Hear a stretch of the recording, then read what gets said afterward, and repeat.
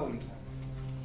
Y solo nosotros en esta materia hacerle la aplicación del conocimiento que ustedes tienen a las redes de distribución de agua potable. Pero bueno, evidentemente creo que eso no se lo dan, no le dan nada de estaciones de bombeo, por lo que les pido que atiendan para que aprendan. ¿Por qué?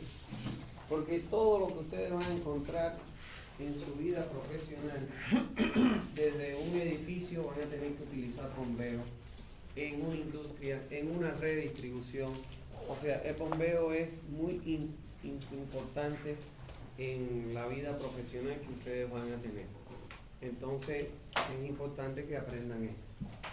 Bueno, el objetivo que tiene esta unidad es que ustedes dominen los conceptos básicos sobre las estaciones de bombeo, sobre todo que se colocan en las redes de distribución, porque ya supuestamente los conceptos básicos de la estación de bombeo ya ustedes lo deberían tener de las hidráulicas. Bueno, vamos a ver en primer lugar qué se define una estación de bombeo.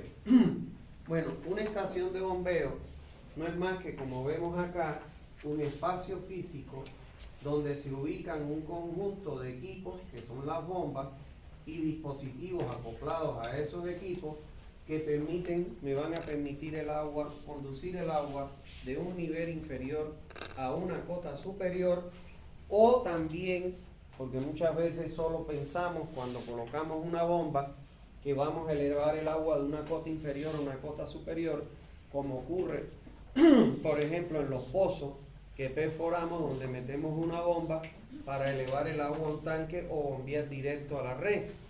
No, también esa bomba me sirve, puedo yo colocar una bomba para cuando tengo que recorrer grandes distancias en una tubería de aducción, ¿está claro? O conductora, que tengo que recorrer mucha distancia y no tengo la diferencia de cota como para garantizar la carga que me venza las pérdidas durante todo el trayecto. En esos casos también se colocan equipos de bombeo para transmitirle una carga suficiente para vencer las pérdidas en el trayecto y llegar a su lugar de destino. ¿Está claro? Entonces, estos equipos me permiten transformar la energía cinética en una energía potencial o hidráulica, que también se le conoce. ¿Está bien? Entonces, muchas veces cuando nosotros decimos una estación de bombeo, todo el mundo piensa en una bomba.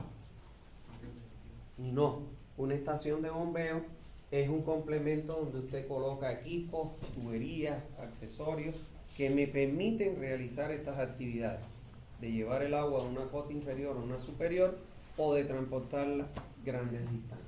¿Está bien?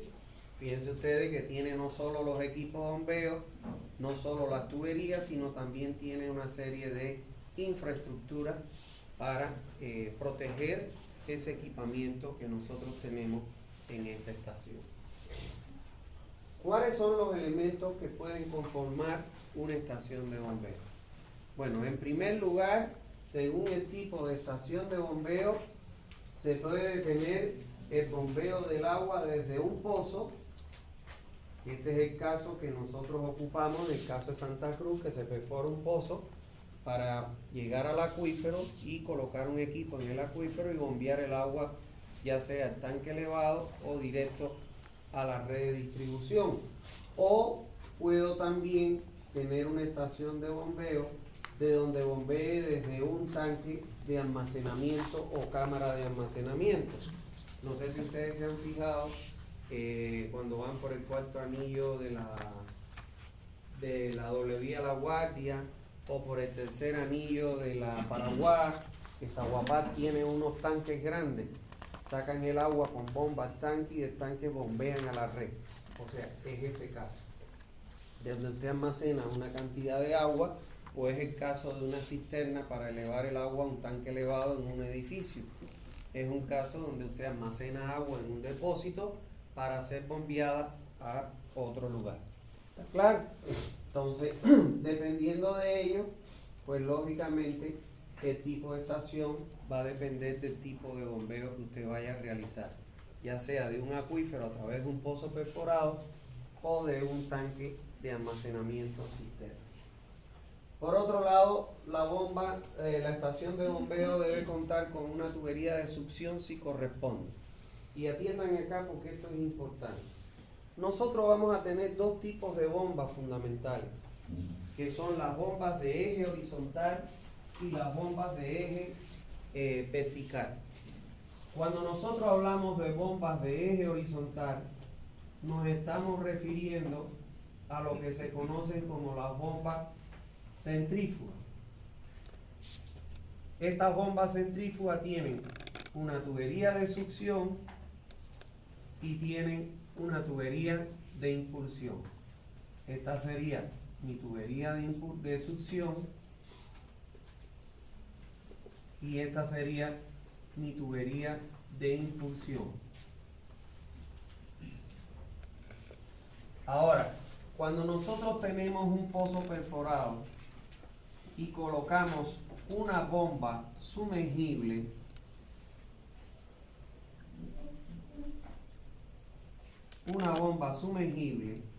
como estas bombas están bajo el nivel freático, por eso se llaman bombas sumergibles, ellas no tienen tubería de succión, o sea que succionan de aquí mismo, toman el agua. Entonces ellas solo tienen las bombas, estas son bombas de eje horizontal, como usted puede ver acá. ¿Ve? Eje horizontal.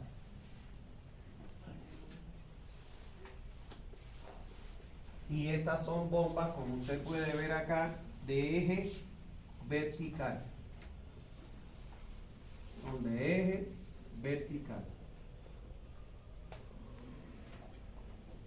Entonces, estas bombas de eje vertical o bombas sumergibles solo tienen tubería de impulsión. Porque como ellas están bajo el agua, de ahí mismo succionan el agua. Ahora, estas están fuera del agua. Miren ustedes, este sería, vamos a suponer, la cisterna o el tanque.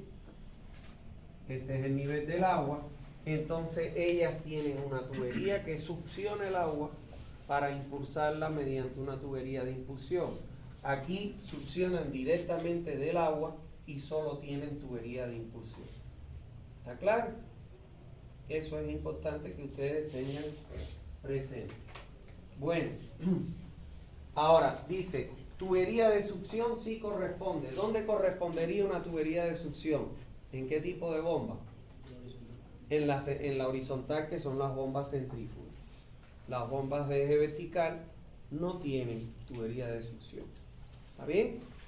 Ahora, tuberías de impulsión, cualquiera de las dos, de eje horizontal, centrífuga, o de eje vertical, sumergible, siempre tienen que tener tubería de impulsión. ¿Está bien? Ahora, bombas y motores. A ver, muchas veces nosotros pensamos que una bomba, lo que pensamos, lo relacionamos cuando no tenemos conocimiento a un motor. No, la bomba no es el motor. La bomba está compuesta por la bomba, que es esto que está aquí, y a esta bomba, que tiene un eje con unos impelentes, se le acopla a ese eje un motor que es el que va a crear el movimiento rotacional de los impelentes que les va a permitir succionar e impulsar el agua. O sea, una bomba está compuesta por una carcasa, que es una carcasa que tiene una tubería de salida, si es centrífuga, y tiene una tubería de entrada. Tiene un eje que tiene unos álabes o impelentes en su interior que tienen esta forma. ¿Está claro? Generalmente esos ejes, las bombas de agua, esos álabes o impelentes son de bronce. Por eso es que estas bombas no pueden succionar arena, porque la arena, a la velocidad que circula adentro, te carcome los impelentes y te los destruye en 2 minutos. ¿Está claro? Entonces ella tiene un eje, vamos a suponer que esta es mi bomba y aquí están mis impelentes. Ella tiene un eje y todo eso está metido en una carcasa, y este eje, esto es lo que sería la bomba, compuesta por una carcasa, el eje y los impelentes, y esto se acopla al eje de un motor. ¿Está claro? Que el motor es el que hace girar esos impelentes que se encargan de succionar e impulsar el agua. Entonces, eso es bombas y motores. Nunca puede haber una bomba sin motor porque no funciona. ¿Está claro? Y con un motor sin la bomba tampoco va usted a bombear, porque quien bombea son estos impelentes que están acá. ¿Está claro? Entonces, miren, esta es una bomba centrífuga. Aquí está la bomba. Fíjense ustedes que tiene una succión y una impulsión por ser centrífuga. Y aquí está el motor acoplado mediante un coupling que le llaman. Y aquí tenemos una bomba sumergible. Aquí esto que ustedes ven acá es el motor, esto que está aquí. Esto que ustedes ven acá, esta rejilla es por donde succiona el agua. Y esto que ustedes ven acá es la bomba, que es esto mismo, pero que tiene varias bombas. Es una bomba con varias etapas. ¿Está claro? Entonces siempre tenemos bomba y motor. Por otro lado, instrumentos de medición, donde nosotros medimos, por ejemplo, caudal con el medidor, el macromedidor. Medimos presión con el manómetro. Esto es una ventosa que se coloca para botar el aire y no pase a la red, para que no salga por la acometida de los edificios. Y tenemos válvulas de regulación. Esta que es una válvula de retención y estas que son válvulas de compuesta de regulación. Si ustedes se fijan acá, este tubo sale. Esto es un bloque que se le pone, se coloca siempre un bloque de hormigón para impedir el ingreso de agua pozo y se contamine con el agua, el escurrimiento superficial, el agua del acuífero. Y entonces esto lógicamente llega hasta acá abajo a las profundidades donde se encuentra colocada la bomba. En Santa Cruz, por la contaminación que tiene el primer estrato del acuífero de Santa Cruz, no se recomienda nunca sacar agua a menos de 100 metros de profundidad, porque ese estrato entre 0 y 100 está contaminado. Entonces generalmente usted va a las cooperativas y la que menos le dice ¿dónde está la bomba? A 180 metros de profundidad. Hay otras que te dicen a 200, a 300 metros de profundidad. ¿Está claro?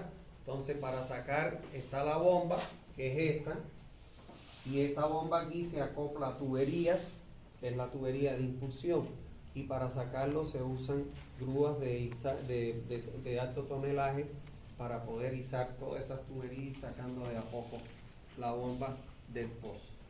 ¿Está bien? Bueno, además tienen mecanismos de control de nivel mínimo y máximo, que pueden ser los flotadores eléctricos o pueden ser los sensores ultrasónicos que ya les había mencionado en clases anteriores.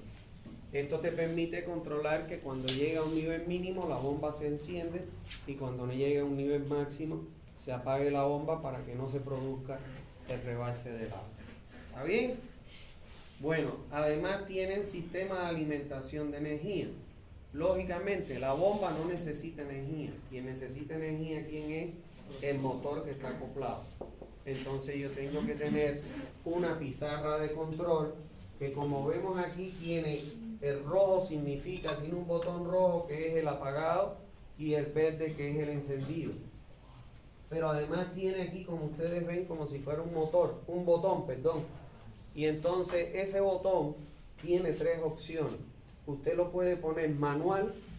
Si lo pone para acá, aquí debe decir manual y aquí debe decir automático. Si lo pone en el centro, no funciona. Nada. Desconecta todo. Si lo pone en manual, la bomba solo va a arrancar si usted aprieta el botón verde o apagar si aprieta el botón rojo. Y si lo pone en automático, significa que el flotador eléctrico o el sensor es quien va a gobernar el encendido y apagado de la bomba. Y cuando un operario quiera encender o apagar con los botones en automático, no funciona. ¿Está claro? entonces tiene que, lógicamente, su posición para poder trabajar.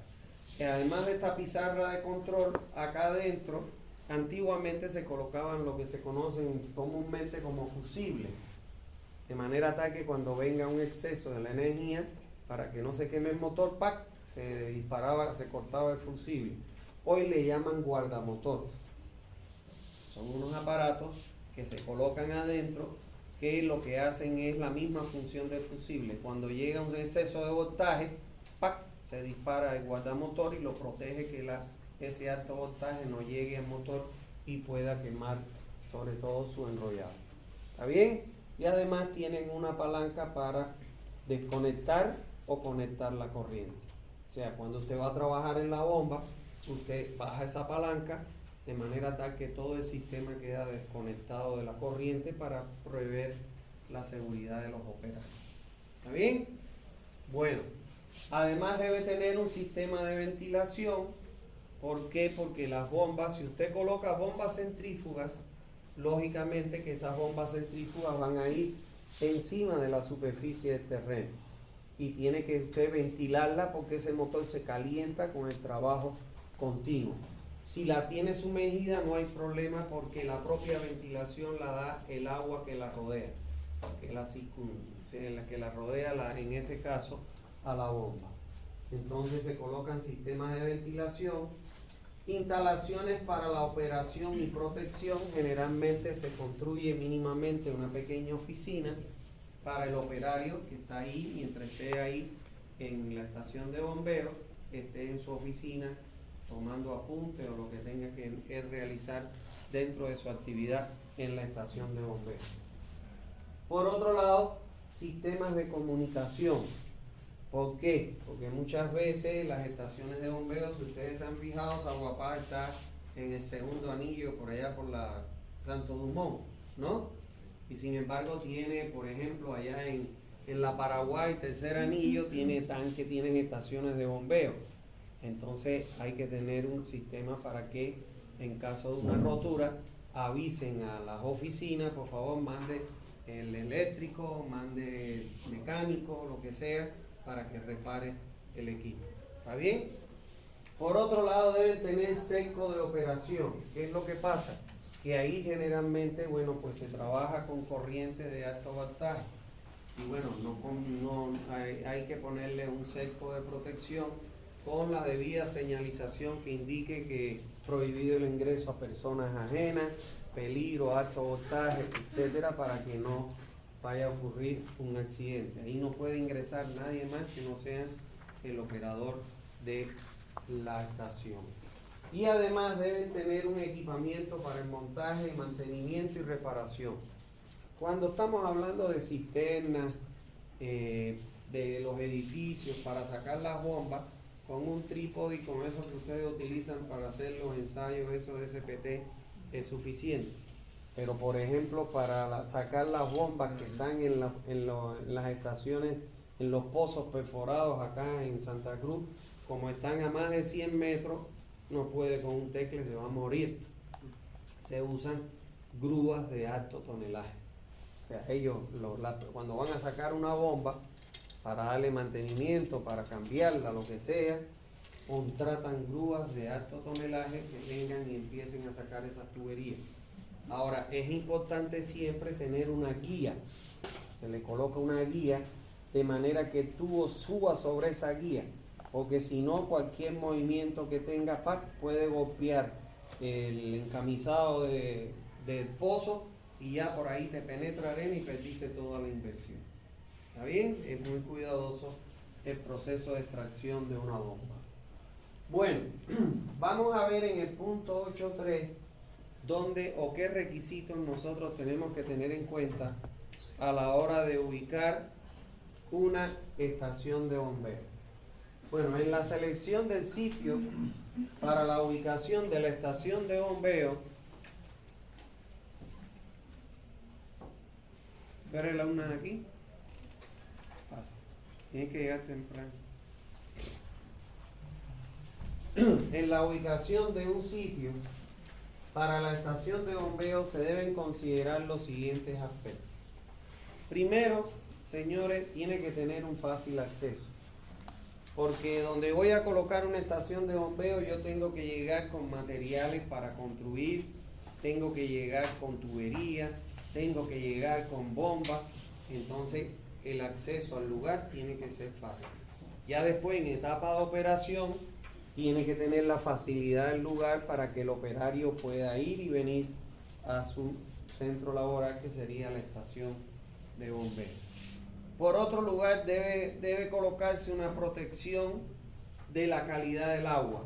Cuando estamos hablando de los pozos perforados, le dije que se funde una losa de hormigón en la parte de arriba, cuya altura de esa losa sobrepase el nivel de terreno. Se los voy a dibujar acá para que se den cuenta de lo que les estoy diciendo. Supongamos que yo tengo este pozo que yo perforo, y entonces lo que se hace aquí es que se coloca se le llama así, sello sanitario. Esto es de hormigón. Este sello es de hormigón. Este es el terreno natural. Aquí está la perforación del pozo. Lógicamente que se le deja, antes de fundir, se le pone un tubo de diámetro mayor al de la bomba, de la impulsión de la bomba y del diámetro de la bomba, para poder meter por ahí la bomba y la tubería, que bueno, lógicamente van a ir a parar debajo del agua. ¿Está claro? Entonces, este sello normalmente tiene que sobrepasar los 15 centímetros por encima del nivel de terreno, para evitar que en época de lluvia el escurrimiento, si yo no tuviera este sello, todo el agua de escurrimiento se me metería directo en el pozo y me contaminaría ¿cómo se llama esto? El acuífero. Por ejemplo, en los mercados han cerrado mucho de esto. ¿Por qué? Porque era el hueco, la bomba, y cuando lavan toda la cochinera de los mercados lo metían y eso contamina el acuífero de donde uno saca el agua. Por eso es que deben llevar, como bien dice ahí, estos sellos hidráulicos o sellos sanitarios que le llaman, para protección de la calidad del agua. Se debe proteger contra niveles de crecida o áreas de inundación. Nunca voy a colocar una estación de bombeo en una depresión, porque todos los escurrimientos van a confluir ahí y se me va a inundar la estación de bombeo. Si un motor, el motor, la corriente y el agua no son enemigos. Si un motor se moja, se inunda, se quemó todo, se puede quemar el embobinado. Una pregunta, ¿y cómo se le suministra energía al motor sumergible? Hay unos cables que son cables para sumergible que se acoplan ya a la bomba, y cuando se baja el cable. ¿Me entiendes? O sea, tú tienes aquí la bomba, tú dices en este, ¿no? Sí, correcto. En eso. Aquí, donde está el motor que ustedes quieren que va a estar acá, aquí por ejemplo usted va a tener, para dibujarlo bien, la criba, y aquí tiene el motor.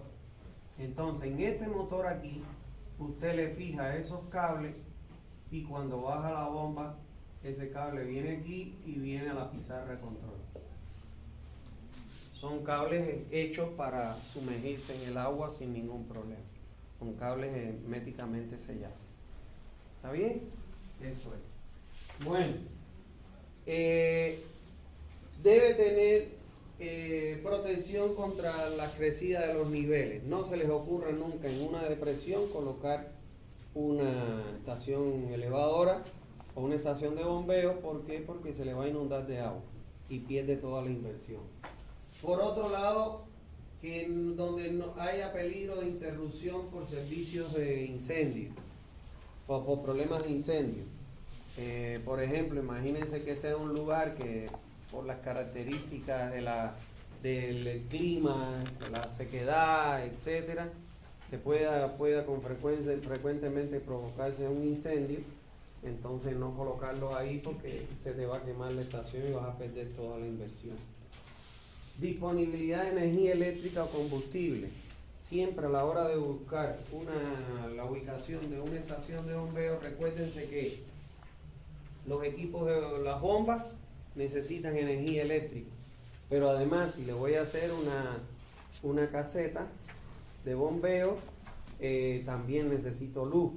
Pero además, si le voy a colocar dosificador de cloro, también esa es otra bomba que necesita energía eléctrica. Entonces debo ubicar una estación de bombeo de donde pueda captar la energía eléctrica y en caso de que no exista, tener entonces un grupo electrógeno que es un generador de energía a partir de cualquier combustible, gas, gasolina o diésel. ¿Está bien? Pero siempre tengo que garantizar la energía eléctrica. Por otro lado, debo tomar en cuenta la topografía del terreno, por lo que le decía. Lo voy a ubicar siempre en zonas altas y no en zonas bajas para evitar la inundación de la estación de bombeo. Y debo tomar en cuenta la calidad del suelo para la instalación del grupo electrógeno bomba. O sea, ya para poder colocar, por ejemplo, la edificación, todo eso, tengo que tener en cuenta la calidad del suelo. O sea, para ustedes necesitan, creo que un coeficiente phi, que es con el que ustedes pueden dimensionar su losa o las estructuras que soportan estos equipos de bombeo. ¿Está bien? Entonces, esos elementos tengo que tomar en cuenta a la hora de ubicar el lugar donde voy a tener mi estación de bombeo. Bueno, vamos a ver ahora cómo yo determino la capacidad de la estación de bombeo. En otras palabras, cómo yo calculo el caudal que tengo que bombear, que tengo que utilizar para seleccionar la bomba. ¿Está claro? Bueno, cuando yo voy a ir a comprar una bomba, vamos a suponer, voy a ir al Grupo San Rafael, por mencionarle de las tiendas más grandes que hay acá en Santa Cruz. Voy a ir al Grupo San Rafael o voy a ir a agencias generales, etcétera. Cuando yo voy a ir para comprar una bomba, yo tengo que llevar el caudal de la bomba y tengo que llevar la carga que necesito de mi bomba. El caudal lo puedo llevar en litros segundo, ellos me lo van a transformar a litros minutos, horas minutas, dependiendo de cómo tengan su catálogo. Y la carga de la bomba en metros de columna de agua. ¿Está claro? En metros. Esos son dos parámetros que yo tengo que llevar para poder ir a comprar una bomba. Además de la potencia también que se puede calcular. Ahora bien, ¿cómo yo determino ese caudal?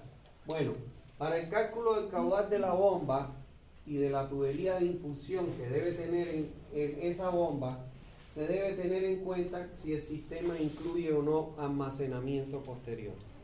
¿Qué significa eso? Supongamos que yo voy a sacar el agua de un acuífero y la voy a almacenar en un tanque elevado para entregarla por gravedad. Ese tiene almacenamiento.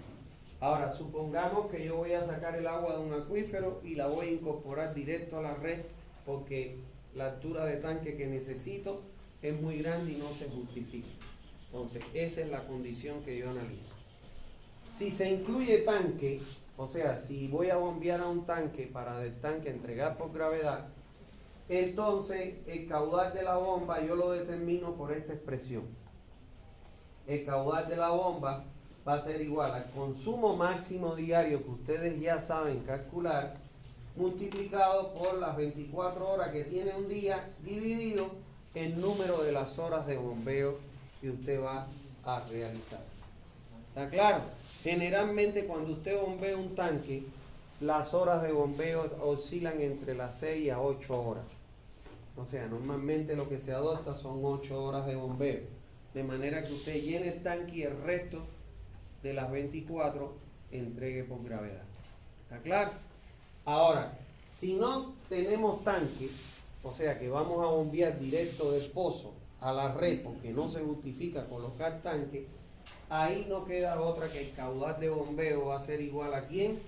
Al caudal de diseño de la red. Tengo que entregar con mi equipo de bombeo la totalidad del caudal. ¿Está claro? No puede ser menor, porque aquí este caudal evidentemente, fíjense que estoy utilizando el máximo diario. Cuando llegue el horario pico, pues yo en el tanque tengo almacenado ese volumen. Pero cuando no tengo nada almacenado, lo que tengo que entregar es el total de lo que va a consumir, que en este caso la población que voy a abastecer con ese equipo de bombeo. Y entonces aquí el caudal de diseño es igual al consumo máximo horario, que es el pico, más el comercial, institucional, más el industrial, más el de incendio, si es que mi población fuera mayor a 10.000 habitantes. ¿Se entendió eso, señor? No hay duda. De esa manera es que yo calculo mi caudal de la bomba. Por otro lado, vamos a ver ahora qué cosa es lo que nosotros le llamamos cámara de bombeo. Dice, cuando la instalación impulsora deba colocarse en un sitio diferente a un pozo perforado para la extracción de agua del acuífero, deberá preverse una cámara de bombeo o pozo húmedo. Son los tanques grandes esos que tiene Saguapac. ¿Por qué ustedes creen que Saguapac tiene esos tanques grandes que están ubicados en los 4 puntos cardinales de la ciudad? Al norte, al sur, al este y al oeste. Es porque lo que ellos hacen es sacar el agua, almacenarlo en esos grandes tanques, para de ahí bombear directo a la red. ¿Está claro? O sea, para evitar tener que perforar muchos pozos. Yo construyo un tanque de grandes dimensiones que me puede abastecer todo este sector de la ciudad, y con una sola bomba, con un solo pozo, lleno ese tanque, y de ese tanque ya yo bombeo con 2, 3 equipos, lo que necesite, para poder entregar el agua a los usuarios. Entonces, en esos casos, a ese pozo se le llama cámara de bombeo. Por ejemplo, la cisterna en los sistemas de distribución de agua de estos edificios. Ustedes han visto que hay una cisterna, y de esa cisterna hay unas bombas que bombean al tanque elevado, y del tanque elevado se entrega por gravedad. La cámara de bombeo que se constituye en ese caso es la cisterna, porque de ahí es que voy a bombear el agua al tanque. ¿Está claro? A eso se le llama cámara de bombeo. Y dice, cuando la instalación impulsora deba colocarse en un sitio diferente a un pozo perforado para la extracción de agua en el acuífero, deberá preverse una cámara de bombeo, que son los tanques grandes que tiene Saguapac, las cisternas que hay en los edificios. Esas son las cámaras de bombeo. ¿Está bien? Ahora, en el diseño de una cámara de bombeo, de una cisterna, de un tanque, etcétera, se deben tener en cuenta las siguientes consideraciones. Bueno, se deberá dimensionar esa cisterna en función al caudal que yo voy a bombear. ¿Por qué? Porque yo tengo que, lógicamente, dimensionar mi cisterna para garantizar un volumen, y que la bomba que voy a colocar no sea capaz de sacarme todo el agua y vaciarme la cisterna. ¿Está claro? O sea, que lo que ingrese a la cisterna tiene que ser mayor o igual que lo que yo bombeo. Porque si lo que yo bombeo es mayor que lo que incorporo a la cisterna, se me va a secar en un momento la cisterna. ¿Está claro? Entonces, ¿qué tiene que prever Saguapac en sus tanques grandes, o tiene que haber hecho en sus tanques grandes? Haber calculado un volumen de ese tanque, que ustedes ya saben calcular ese tanque, de manera tal que las bombas que alimentan ese tanque, que sacan el agua del acuífero, tienen que tener una capacidad mayor o igual que las bombas que entregan el agua a la ciudad. Porque si eso ocurriera inverso, se queda el tanque sin agua y se quedaría sin abastecimiento. Por otro lado, la entrada de agua a la cámara deberá ser diseñada de manera que se eviten turbulencias. Señores, en cualquier tanque, sea cuadrado, rectangular, circular, lo que sea, siempre la entrada del agua entra por un eje y sale por el otro puesto. Y siempre se coloca en el eje del estanque. Supongamos que es un tanque circular, siempre esto coincide con el eje. En el caso de los tanques, siempre coincide la entrada se hace coincidiendo con el eje en el lado de mayor y la salida en el lado de mayor longitud. ¿Está claro? Y bueno, aquí coincide con el eje de la forma que tiene el dispositivo, si es un tanque circular, por el eje del ciclo. ¿Está bien? Entonces, eso se hace para evitar, por ejemplo, imagínense ustedes que aquí ustedes ingresen así y salgan así. Entonces, ¿esto qué va a hacer? Va a generar ¿qué cosa? Como bien dice ahí, la entrada del agua debe ser tal que sea diseñada que se eviten turbulencias. Eso va a generar turbulencias, remolinos dentro. Por eso es que la entrada y la salida siempre deben coincidir y estar ubicados en el eje del depósito. Siempre. Por otro lado, la sumergencia mínima de la parte superior de la criba deberá cumplir con las siguientes recomendaciones. Atiendan acá esto que les voy a decir, escúchenlo y que no se les olvide más. A ver, supongamos, voy a hacerles un esquema aquí que es lo más simple, que yo voy a sacar el agua de esta cisterna. Aquí yo voy a tener mi bomba, mi motor, lo voy a poner centrífugo, y aquí voy a tener mi tubería de succión. Yo siempre tengo que garantizar una sumergencia mínima.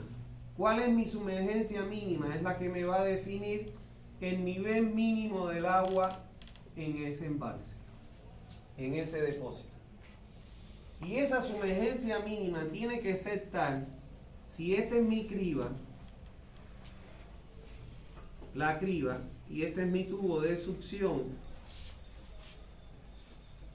esa es mi criba, y este es mi tubo de succión, yo tengo que buscar una sumergencia mínima que cuando la bomba succiona, cuando una bomba succiona, lo que hace en el entorno de la bomba es que crea un cono.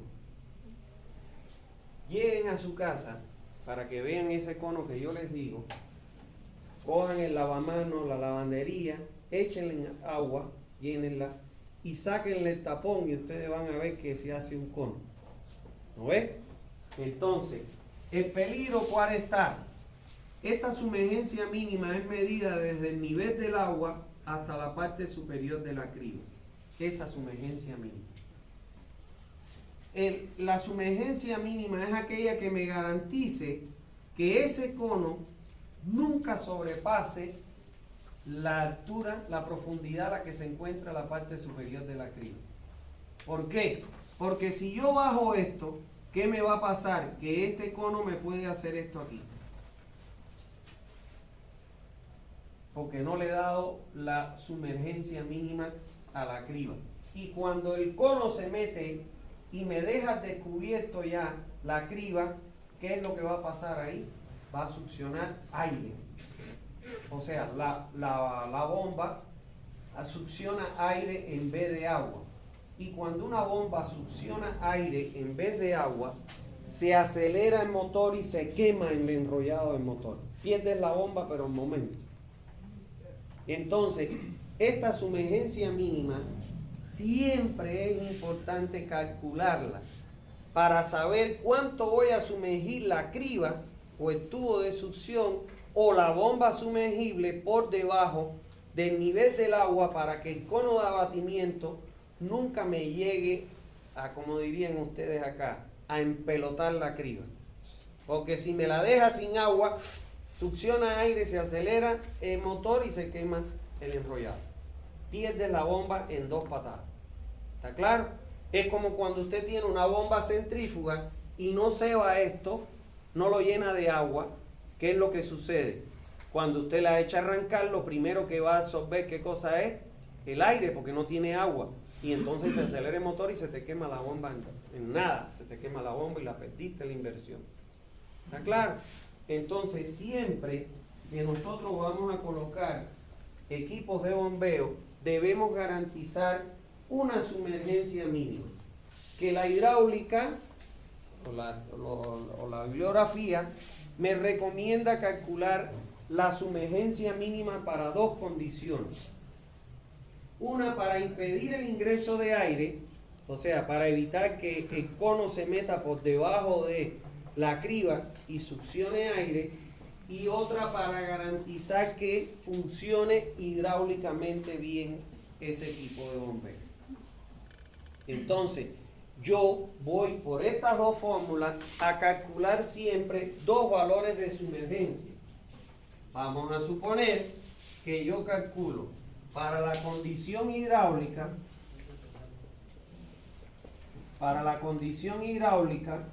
vamos a suponer que la sumergencia me dio 0,38 metros.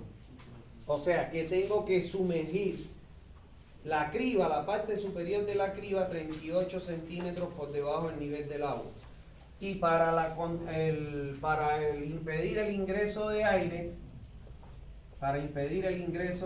cuando aplico esa fórmula, me da que es 0,53 metros la sumergencia. ¿Con qué valor me voy a quedar? Con el mayor. ¿Por qué? Porque me impide que me ingrese aire y además me garantiza la condición de buen funcionamiento hidráulico. Entonces siempre me voy a quedar con el mayor valor de sumergencia. En este ejemplo que le he puesto, 0,53 metros. ¿Se entendió? Ahora, ¿cómo yo voy a calcular esa sumergencia? Por esas dos expresiones. Para el ingreso de aire me dice que la sumergencia tiene que ser mayor o igual que 2,5 D más 0,10. Donde ¿quién es D? D va a ser el diámetro de la tubería según el tipo de bomba que yo tenga. Si tengo bomba centrífuga, D va a ser el diámetro de ¿quién? De la tubería de succión en bomba centrífuga. Si tengo bomba sumergible, como no tiene diámetro de succión, no me queda otro que usar el diámetro de la tubería de impulsión. ¿Se entendió eso? Grábense eso en su cabecita. Y ustedes esto van a tener que usarlo todo el tiempo cuando sean profesionales. ¿Está bien? Bueno, y para la condición hidráulica me dice que calcule la sumergencia, que tiene que ser mayor que B cuadrado sobre 2G, la carga velocidad, más 0N. Donde ¿quién es la gravedad? 981. Eso ustedes lo conocen. Ahí está. Metro segundo cuadrado. ¿Y quién es la velocidad? Es la velocidad del agua. En el caso de bomba centrífuga, la velocidad del agua en la tubería de succión. Sí. En el libro dice 2.5 la segunda fórmula. Está por debajo. 2.5 por Sí. ¿Cómo? A ver. No, bórrenle 2.5 es. Bórrenle, por favor. Es solo eso. Quítenle, le tachan el 2.5. Es B cuadrado sobre 2G. Más 0N. ¿Está bien? Entonces, esta velocidad yo la puedo determinar. Caudales igual atiendan acá, caudales igual al área por la velocidad.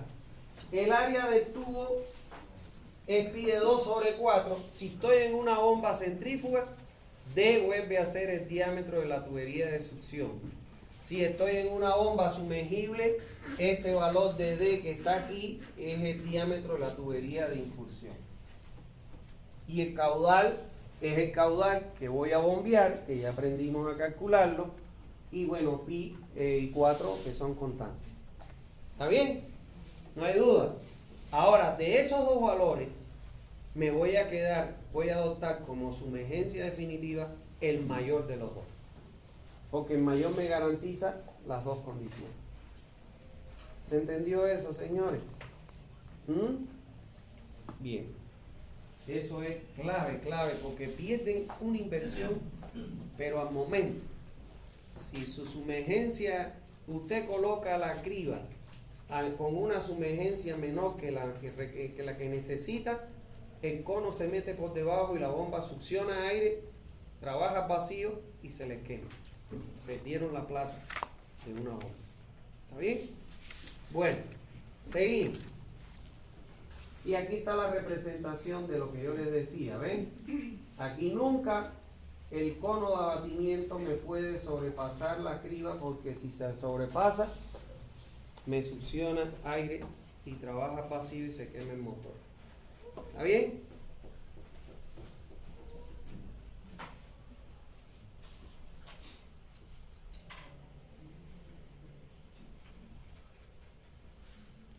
¿Ya? ¿Me tomaron foto todo? Ya puedo cambiar. Bueno. 4.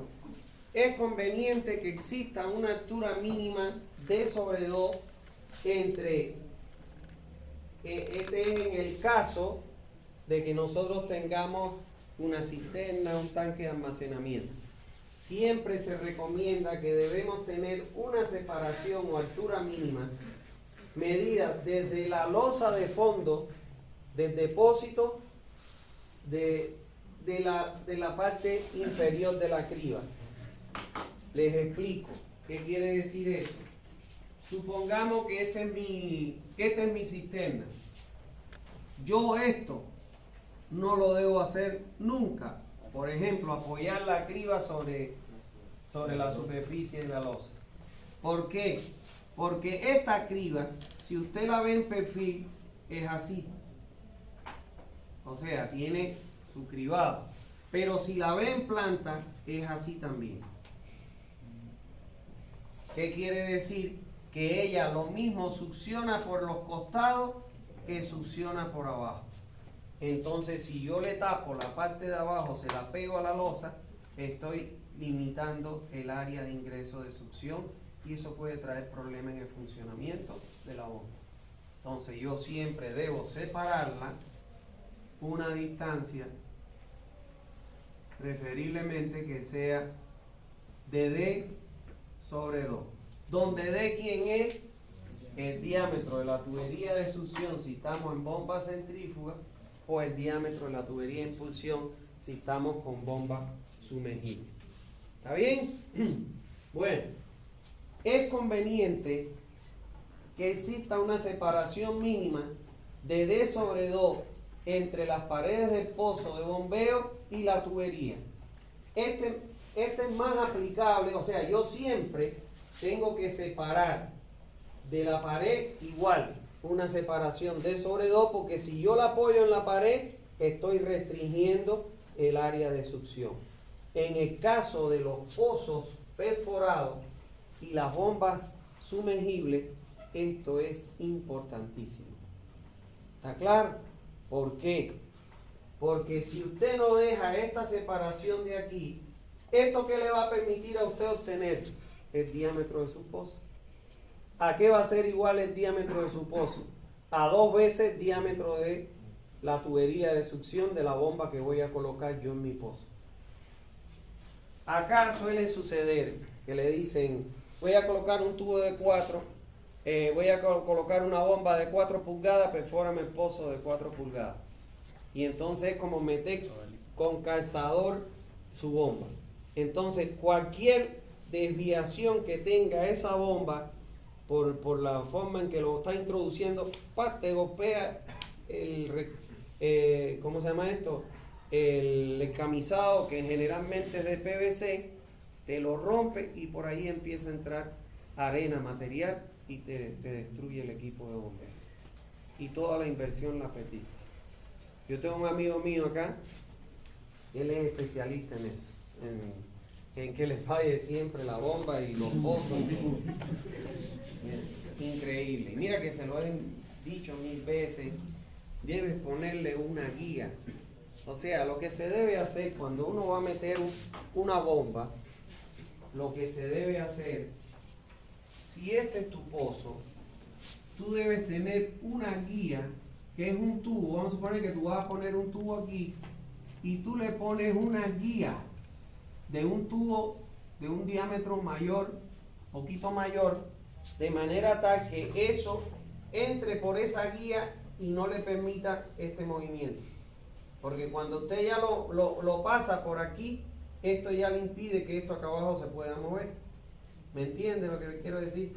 Y siempre se lo digo, haz una guía, mándate a hacer una guía, gástate plata y vete a un herrero de eso que te corte las tuberías y te le ponga pernos, y entonces tú llegas, abres y montas tu guía, la empernas y eso lo fijas al piso, y entonces ya esa guía evita qué cosa, de que el tubo tenga este movimiento, porque ya la guía no te lo permite que el tubo tenga ese movimiento. Nada, cabezadura hasta morir. ¡Pah! Le golpea y perdió. Ha perdido, pero ya le digo, cada vez que pierde un pozo son $50,000, $60,000. Para que tengan una idea de qué es lo que cuesta perforar un pozo. Es increíble, pero bueno, eso es importante. Porque imagínense ustedes que usted esté metiendo 100, 200, 300 metros de tubería. ¿Quién controla que eso no tenga un ligero movimiento? Solo la guía es la que lo impide. ¿Está bien? Bueno, seguimos entonces. En general deben evitarse los siguientes aspectos geométricos que pueden conducir a un mal diseño. Primero, cambios bruscos en la dirección del flujo. Por eso se limita como entro por el eje y salgo por el eje. No voy a entrar desfasado. O entro por el eje y salgo por el eje. La tubería de entrada entra por el eje y sale por el eje. Por otro lado, pendientes pronunciadas en el fondo. Las pendientes que se le dan al fondo, cuando usted tiene, por ejemplo, una cisterna, no es más del 1 por 1000 o el 1%. Es una pendiente suave, solo para que escurran las cosas de limpieza hacia un pequeño focín que usted tiene o hacia la parte más profunda para poder de ahí sacarla con motobomba. ¿Está claro? Entonces esa pendiente debe ser suave.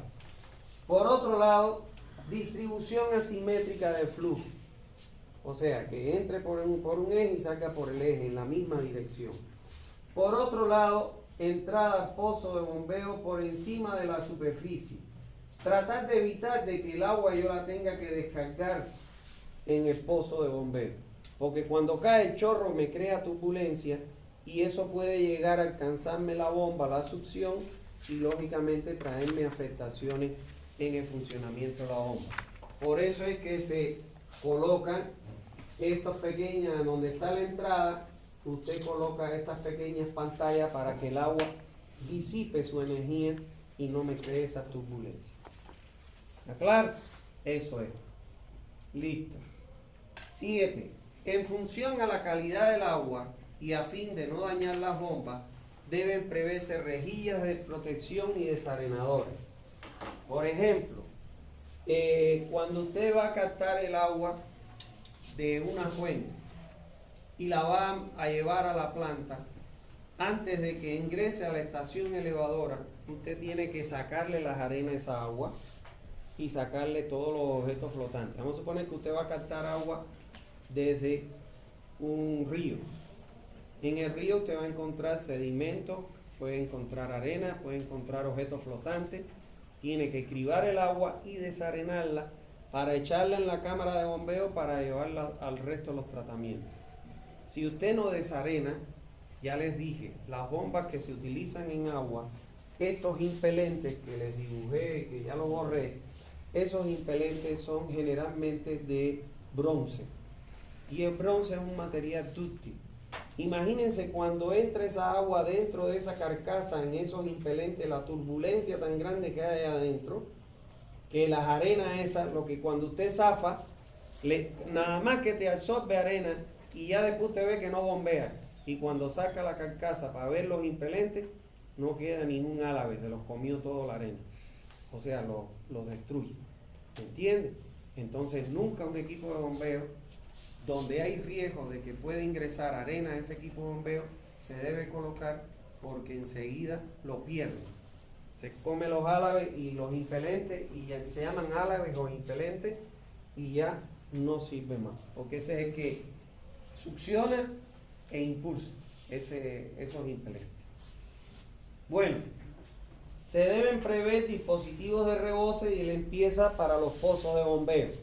Si usted tiene los tanques que tiene esa Aguapat, debe tener un tubo de rebose por si falla la automatización, no se vaya a rebasar el tanque, y deben tener también un sistema de limpieza, o sea, una tubería para poder extraer el agua sucia una vez que se realice la limpieza.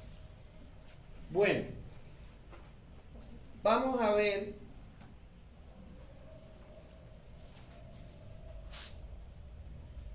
no, creo que lo vamos a dejar ahí, ¿no? No. Sí, lo vamos a dejar ahí porque lo vamos a dejar ahí. Definición de bomba, cargue la bomba, sí, porque ahí es ya ahí nos vamos a meter en la parte de la bomba. Aparte que tengo una reunión ahora del Instituto de Investigación a la 1, ¿qué hora es? 1:04. ¿Qué? 1:04. Allá, lo dejamos ahí porque tengo que ir al INEGAS esa es la escuela de ingeniería, ¿no? El INEGAS. Ahí tengo. Bueno, le decía